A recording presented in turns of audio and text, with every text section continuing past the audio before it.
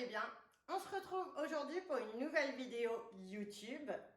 Et aujourd'hui, on va faire un cours ensemble pour les débutants. Alors, je vous invite à aller tout de suite chercher vos nunchakus. Et si vous n'en avez pas, je vous donne une petite astuce. Vous achetez deux ustensiles de cuisine avec des petits trous. Je vous montre un peu comme ceci. Voilà, donc là, vous voyez, c'est des fouets de cuisine. Il y a des petits trous aux extrémités. J'ai passé une corde et ça vous fait un nunchaku pour vraiment pas cher. Alors, regardez dans vos ustensiles de cuisine si vous en avez du même poids de façon à les unir avec la corde. Et ensuite, vous pouvez faire du nunchaku avec. En plus, j'adore le bruit. Alors bien évidemment, c'est plus difficile avec des ustensiles comme ça qui vont être légers. Donc plus ça va être lourd, plus vous allez avoir de l'inertie et plus ça sera facile pour débuter. Allez, place pour l'apprentissage. Alors dans cette vidéo, on va voir tout ce qui est important à savoir lorsque on apprend le nunchaku et qu'on est débutant. Donc la première chose qui pour moi est très importante, ça va être de vous expliquer les différentes catégories de mouvements. La première catégorie de mouvements, ça va être la catégorie des rotations. Donc les rotations, c'est des mouvements simples comme ceci et vous pouvez les faire de différentes manières. Du côté avant, en arrière, au-dessus de la tête, face à vous, derrière vous. Enfin voilà, vous avez plein de façons différentes de faire les rotations. Dans cette vidéo, on va voir la base des rotations et la base de toutes les catégories de mouvements que je vais vous expliquer dans ce cours. Ensuite, la deuxième catégorie de mouvements, ça va être les enroulés. Alors les enroulés, c'est pareil, on peut les faire de plein de façons différentes. Vous avez les enroulés de main, comme ceci, qu'on peut faire aussi dans le sens arrière, comme ceci. Donc on peut faire enroulé de main avant, enroulé de main arrière, comme pour les rotations, au-dessus de la tête, sur le côté. Enfin, il y a plein de solutions de sens possibles. Mais vous pouvez aussi faire les enroulés de doigts, comme ceci, qu'on ne verra pas dans cette vidéo parce que ce n'est pas pour les débutants. Et vous avez aussi les enroulés autour du cou. Enfin voilà, vous avez plein de façons de faire des enroulés différents. Donc là, encore une fois, on va voir les bases. Cette vidéo ne va concerner que les bases. D'ailleurs, si vous êtes intéressé pour en savoir plus, sachez que j'ai mes programmes de cours qui sont disponibles sur nunchakuconnect.com où je vous explique tous les mouvements qui sont possibles et qui vont vous servir ensuite pour créer vos enchaînements. Voilà, c'est beaucoup plus complet que la vidéo que je vais faire aujourd'hui. Aujourd'hui, je synthétise et je vous explique les bases importantes. Ensuite, vous allez avoir une troisième catégorie de mouvements qui va être les changements de bras. Les changements de bras, c'est certainement la catégorie la plus connue qu'on connaît pour le nunchaku, la plus connue qu'on connaît. Oui, enfin bon, bref, c'est la plus connue parce que c'est vrai que Bruce Lee faisait beaucoup de changements de bras. Donc, changement de bras, c'est ceci. Alors,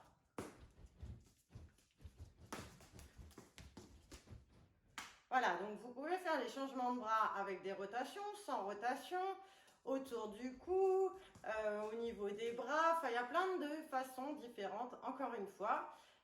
Voilà. Ensuite, vous avez la catégorie des rebonds.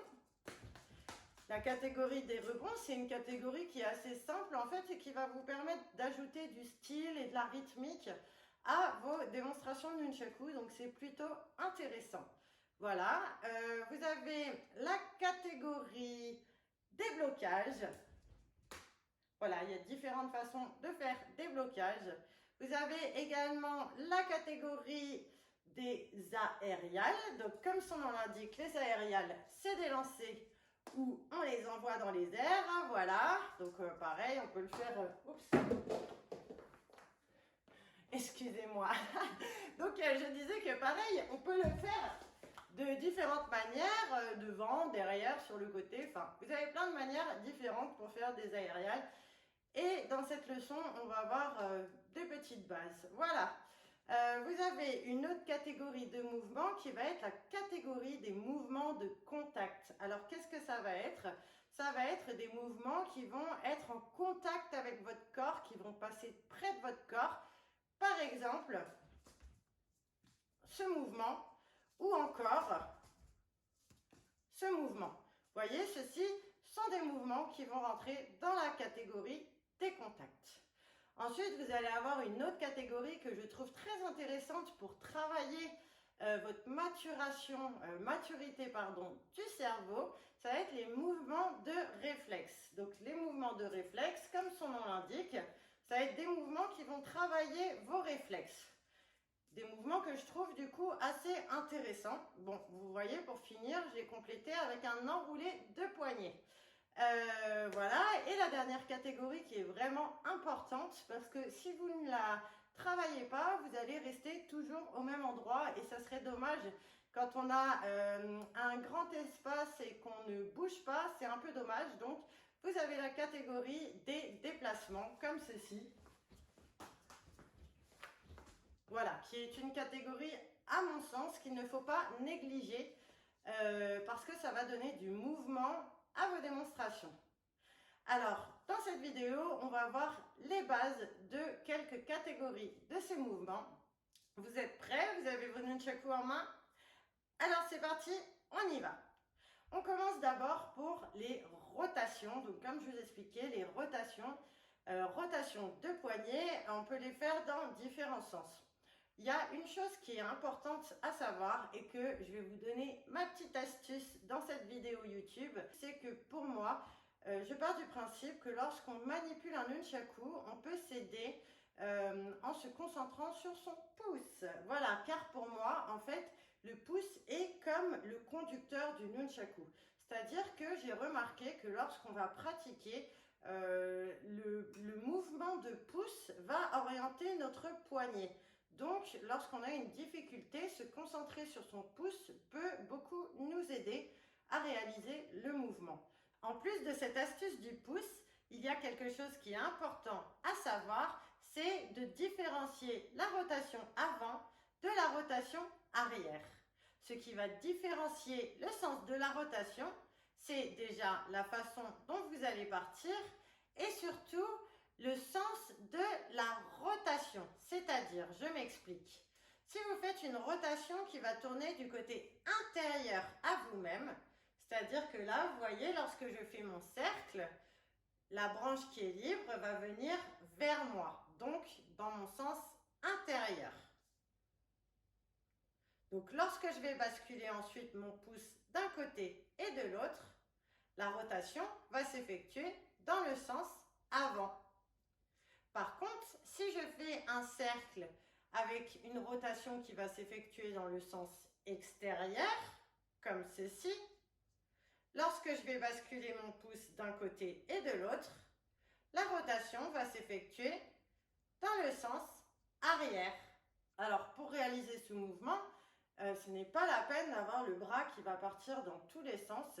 La stabilité du bras, ça va être assez important. Donc, je tends le bras et là, je me concentre sur mon pouce pour le faire basculer de gauche à droite, comme ceci. Je vous montre de profil. Vous voyez, on voit bien que, en fait, c'est mon poignet qui va faire ce mouvement de rotation. Mais si on regarde, mon pouce va basculer d'un côté et de l'autre. Donc ça, c'est ma petite astuce pour vous aider à réaliser la rotation. Si vraiment vous n'y arrivez pas avec cette solution, vous pouvez le faire en faisant des mouvements de bras, c'est-à-dire qu'on va faire une boucle d'un côté. Vous voyez, en fait, il faut s'imaginer que la rotation, c'est un 8. Donc vous allez avoir une boucle de ce côté et une boucle de l'autre côté. Donc si on n'arrive pas avec son bras stable, on peut essayer en faisant des grands mouvements de bras comme ceci, en faisant une boucle d'un côté, une boucle de l'autre côté. Et après, on essaye de stabiliser son bras en faisant le même mouvement, comme ceci.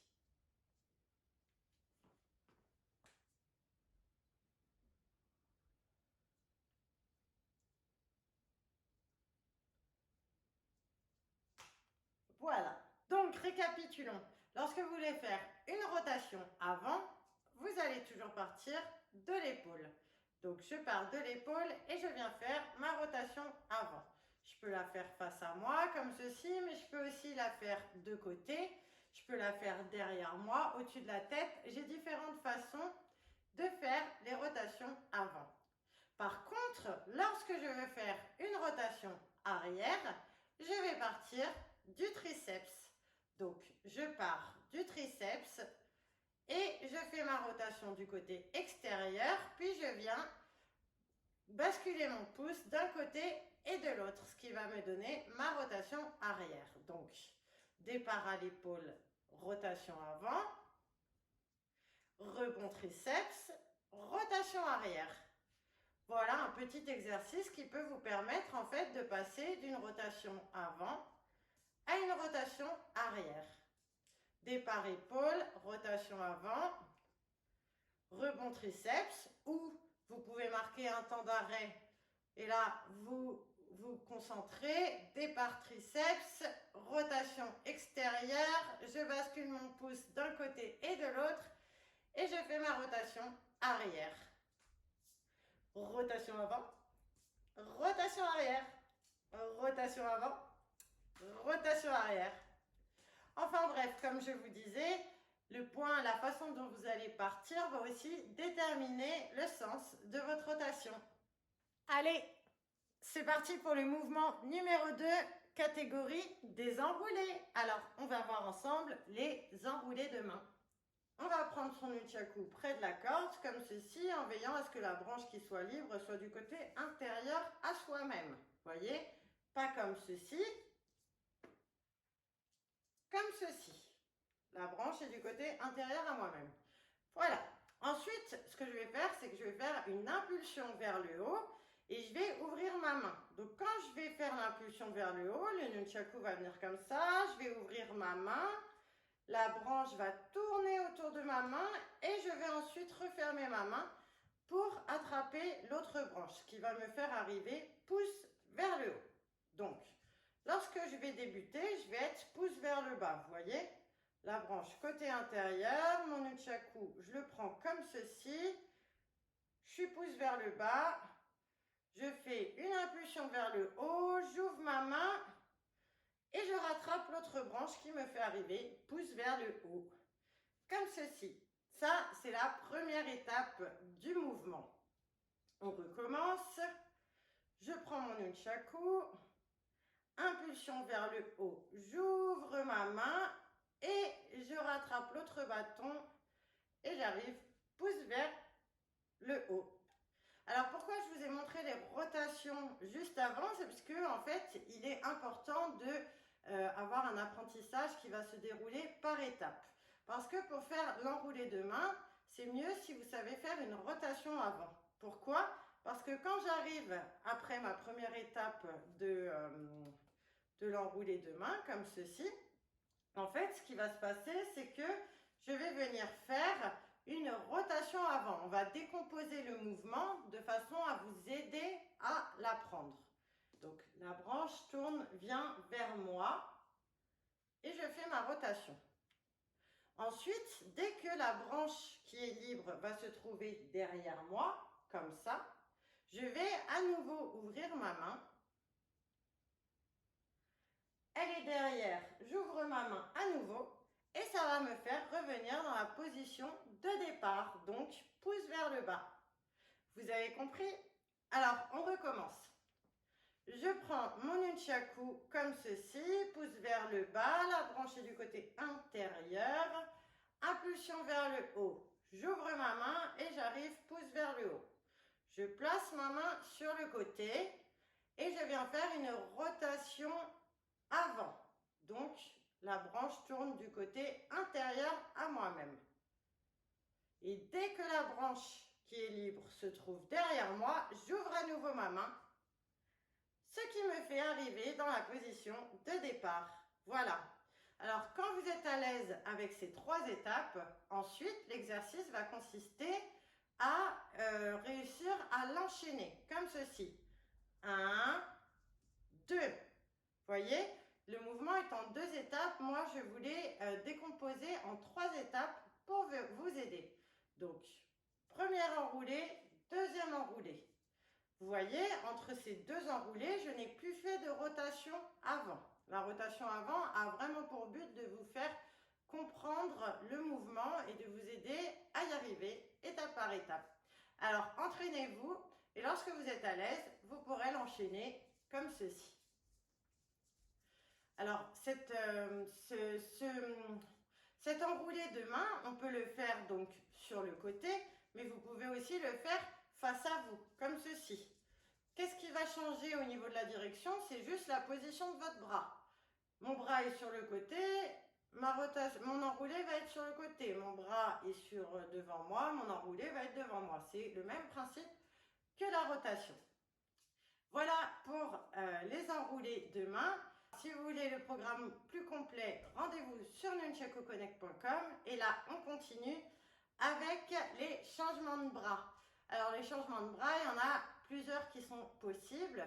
Aujourd'hui, on va avoir un changement de bras basique. Donc, en fait, on va attraper son nunchaku comme ceci, près de la corde. Et là, on va tendre son bras et ramener la branche derrière soi, comme ceci. Vous voyez, je tends mon bras et la branche va se retrouver derrière moi. Donc, je vais venir l'attraper avec ma main qui va se placer devant mon ventre. Alors, c'est vrai que la plupart du temps, quand je fais des cours, j'ai remarqué qu'il y a beaucoup de personnes, quand je vais leur montrer ce mouvement, qui vont avoir tendance à venir mettre la main derrière elle pour récupérer le bâton. Sachez que cette possibilité est tout à fait possible. Si je fais le mouvement, je vous montre la différence. Ça va être ce mouvement. Donc ça, c'est avec une réception qui va se faire devant le ventre, au-dessus du ventre, comme ceci. Et sinon, vous avez ce mouvement où la réception va se faire derrière votre dos. Voilà. Donc, vous pouvez faire les deux. Là, on va faire celui où votre main est située devant votre ventre. Donc, si vous avez cette nature à la placer derrière vous, concentrez-vous bien sur cette main qui doit réceptionner le nunchaku devant votre ventre. Donc, j'ai mon nunchaku, je l'attrape à peu près à la moitié du bâton, comme ceci. Je tends le bras, puis je viens le ramener derrière moi. Voilà, mon bras fait un angle droit comme ceci. Et là, hop, je viens attraper le bâton. Je lâche la branche du haut. Et pareil, je viens tendre mon bras, puis venir faire mon petit angle droit pour amener l'autre branche derrière moi. Et pareil, je vais venir attraper la branche. Alors, il y a des personnes que j'ai pu remarquer, pareil, dans mes cours, qui vont avoir du mal à attraper la branche. Pourquoi? Parce que, en fait, lorsque vous allez faire votre mouvement comme ça, si par exemple, votre bâton, vous l'orientez trop vers votre cou, il va se passer qu'en fait, votre branche, vous ne pourrez pas l'attraper. Parce que vous orientez votre bâton complètement dans le cou. Donc après, c'est hyper compliqué. Vous voyez, même moi, je n'arrive pas à attraper une branche qui se trouve au milieu de mon dos. Donc, il est important, lorsque vous allez faire ce mouvement, pour ne pas être en galère, en mode « elle est où la branche, elle est où ?» que vous fassiez en sorte que l'extrémité de votre nunchaku avec la corde se trouve du côté extérieur. Plus vous allez amener votre nunchaku du côté extérieur, plus la branche va se retrouver du côté extérieur et vous pourrez l'attraper beaucoup plus facilement. Donc ensuite on lâche la branche du haut, on tend le bras et pareil, on amène l'autre branche de l'autre côté. En prenant soin, comme je vous ai dit, de faire en sorte que l'extrémité avec la corde ou la chaîne ne se retrouve pas vers votre cou. Elle se retrouve comme ceci, de façon à ce que vous puissiez attraper la branche facilement. Voilà, ensuite vous pouvez vous entraîner à faire les changements de bras. Alors, une petite chose qui est importante à savoir, c'est que par exemple, quand on va faire du nunchaku de combat, on va attraper, nos réceptions vont se faire sur la partie noire, donc à l'extrémité du nunchaku. Voilà.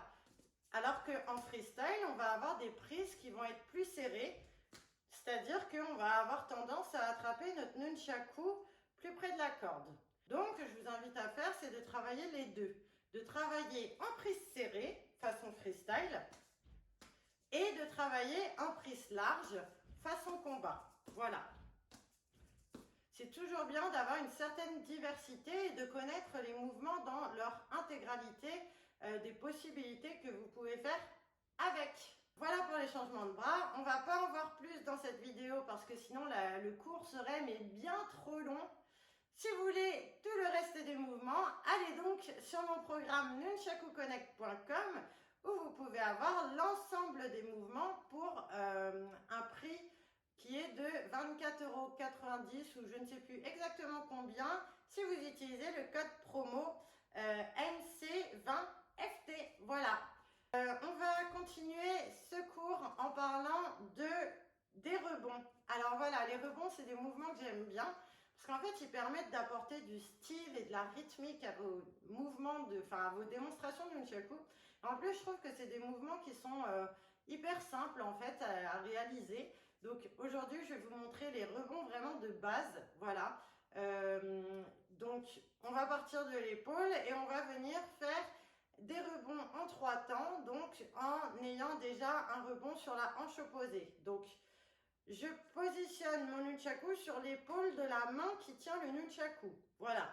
Toutes ces petites indications que je vous donne, c'est des choses que j'ai pu remarquer car ceux qui me connaissent, voilà, je donne des cours dans la vie réelle, voilà, et en donnant des cours, j'ai remarqué des fois toutes ces petites erreurs de compréhension ou de toutes ces petites erreurs que les gens pouvaient faire de manière naturelle quand j'allais leur donner une consigne. Donc voilà, ça me permet de pouvoir plus vous aider aussi car vous êtes derrière votre écran. Je ne vous vois pas, donc de pointer les erreurs qui se font souvent peut-être permettre de vous aider. Voilà, donc je prends mon nunchaku et je le pose sur la même épaule de la main qui tient mon nunchaku. Et là, je vais venir faire un rebond sur ma hanche opposée, 1, ensuite sur mon autre hanche, 2, et je reviens à mon épaule. Alors, ça va être un mouvement qui va être simple. 1, 2, 3. 1, 2, 3. Je vous invite à le faire avec votre main gauche. Tout comme les mouvements que je vous ai montrés précédemment. Les rotations, les enroulés de main, tout ça, voilà, je vous invite vraiment, quand vous savez faire un mouvement à droite, à le faire main gauche, c'est important. Alors vraiment, faites-le dès le départ, ça va vraiment vous aider parce que lorsque vous allez passer au double nunchaku, vous allez voir qu'il y a une étape qui va être compliquée, c'est la désynchronisation des mains. Donc si dès le début de votre apprentissage, vous savez déjà faire les maniements d'une main et de l'autre, ça va grandement vous aider. Donc voilà, on part pour nos petits rebonds. On est à l'épaule, rebond hanche opposée, on revient et 3. 1, 2, 3. 1, 2, 3. Après, il y a une petite variante, ça peut être avec une rotation au-dessus de la tête. 1, 2, 3. 1, 2, 3. 1, 2, 3. On va vraiment se concentrer quand même sur nos petits rebonds qui ne sont pas très compliqués, c'est vrai. 1, 2, 3. Vous pouvez faire un changement de bras, comme ça vous fait un petit enchaînement. On passe à l'autre épaule. 1, 2, 3. Mon changement de bras. 1, 2, 3. Changement de bras. 1, 2, 3. Voilà pour les rebonds. Alors, ensuite, vous allez avoir les blocages. Les blocages, comme son nom l'indique. Vous allez bloquer votre nunchaku sous votre bras. Alors, il y a différentes façons de faire des blocages. Là, on va voir le plus célèbre. C'est le blocage sous le bras. Donc, je pars de l'épaule et là, je vais venir faire une rotation et amener le nunchaku sous mon bras, tout simplement. Alors après, il va y avoir une petite notion de timing, en fait. Je l'amène, hop, et je ferme mon bras. Donc, la petite difficulté va être de réussir à fermer le bras au bon moment. Bon, vous voyez, c'est pas vraiment un geste qui est très compliqué.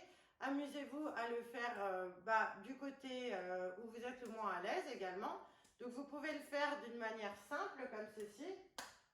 Vous voyez, ça fait vraiment un demi-cercle qui vient se bloquer sous mon bras, ou vous pouvez le faire avec une rotation. Donc, une rotation avant. Rotation avant, et je viens bloquer le nunchaku sous mon bras.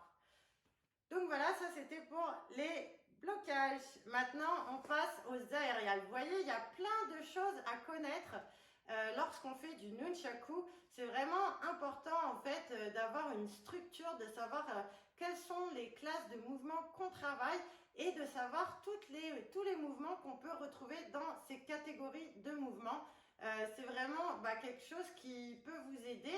Parce que voilà, ce qui est important, par exemple, si vous voulez faire des compétitions plus tard, c'est d'avoir des compétences dans toutes ces catégories de mouvements. Donc, c'est pour ça que sur mon programme de cours, nunchakuconnect.com, j'ai en fait tout catégorisé ces mouvements, comme je vous l'explique là aujourd'hui, et je vous ai mis tous les mouvements que je connais, donc il y a plein de mouvements dans ces différentes catégories. Et au fil de ma progression, je vous rajouterai à chaque fois toutes mes nouveautés. Ça vous permet en fait d'avoir vraiment une palette assez large des mouvements qui sont existants.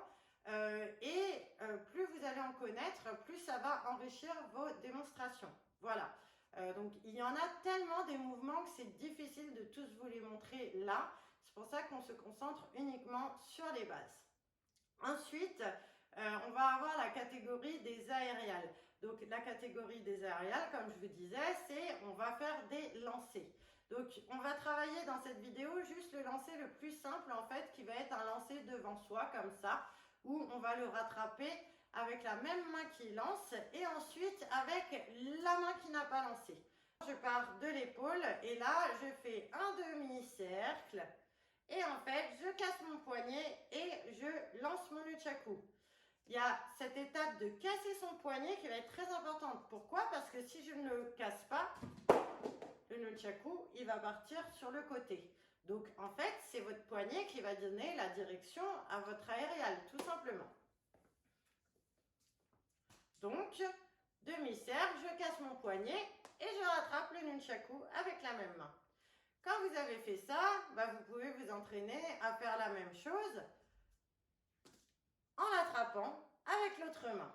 Voilà, donc là, c'est des petites astuces que je vous donne, mes petites astuces de mon programme Nunchaku Connect, mais vous verrez que j'en ai plein d'autres des astuces, plein de choses qui m'ont aidé à vite progresser, qui m'ont aidé et permis de progresser. C'est toutes ces petites choses-là que pendant mon apprentissage, ma formation, que la rigueur que je me suis donnée à moi-même, toutes ces remarques, toutes ces choses que j'ai remarquées et qui m'ont permis de progresser, qui m'ont permis, en fait, il y a plein de choses que j'ai remarquées au cours de ces 5 années et qui me semblent importantes à transmettre si je veux aider les autres à progresser. Parce qu'il y a plein de petites choses, petites astuces qui sont importantes à savoir.